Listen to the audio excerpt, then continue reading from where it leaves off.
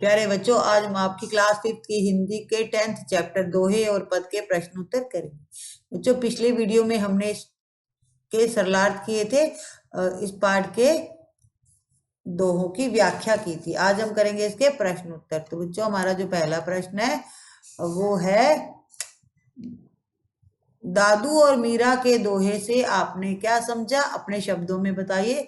इसका उत्तर है, दादू के दोहे नीति परक है। उन्होंने अपने दोहों में ज्ञान प्राप्ति एवं परोपकार की भावना पर प्रकाश डाला है, जबकि मीरा के दोहे कृष्ण भक्ति और प्रेम भाव से भरे हुए हैं।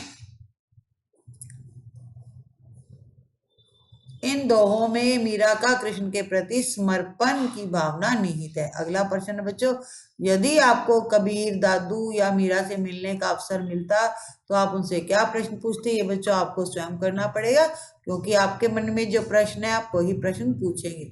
अगला तीसरा प्रश्न है बच्चों, मीरा ने कृष्ण की कैसी छवि का वर्णन किया है? मीराबाई ने कृष्ण के भक्त वत्सल स्वरूप का वर्णन किया है। श्री कृष्ण की मूरत सबके मन को मोहने वाली है और सूरत सांवली सलोनी है। होठों पर अमृत रस बरसाने वाली मुरली सजती है और गले में वैजंती माला, कमर में कमरबंद, पांव में पायल सुशोभित है। अगला प्रश्न है बच्चों, क्या अभ्यास से हर कठिन कार्य को सरल बनाया जा सकता है?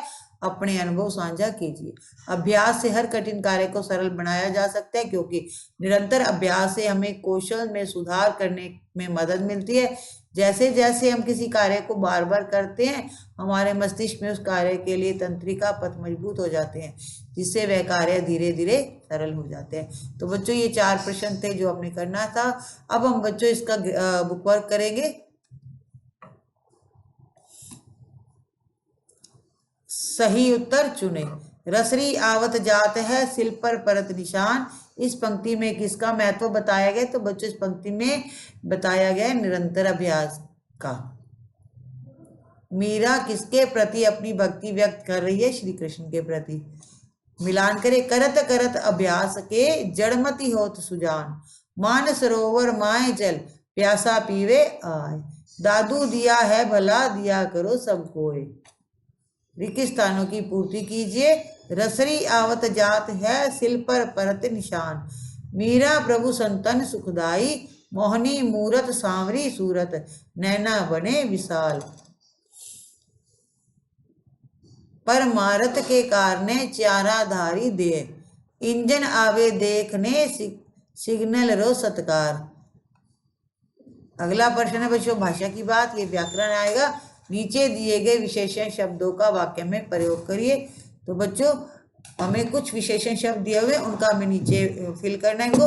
मीरा के कृष्ण भक्त वत्सल थे। अभ्यास करने से व्यक्ति बुद्धिमान बन जाता है। दादू ने लोगों को दान करने की प्रेरणा दी है। ईश्वर अविनाशी होते हैं, उनका कभी नाश नहीं होता। नीचे दिए गए शब्दों को सही क्रम में लगाकर वाक्य बनाइए।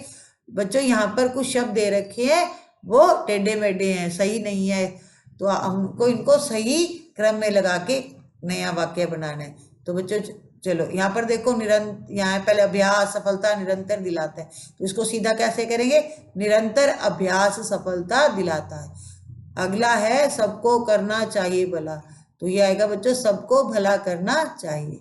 कृष्णा मीरा आराध्य को मानती थी, इस बच्चों सीधा करने पे आएगा, मीरा कृष्ण को आराध्य मानती थी। अभ्यास से बुद्धिमान जड़मती बनता है, तो आएगा बच्चों, अभ्यास से जड़मती बुद्धिमान बनता है।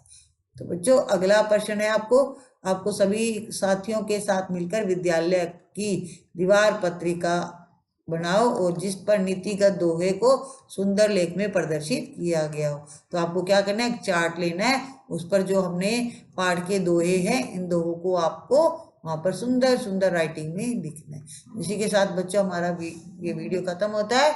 वीडियो को देखिए, लाइक एंड शेयर कीजिए और चैनल को भी सब्सक्राइब कीजिएगा फटाफट। Thank you.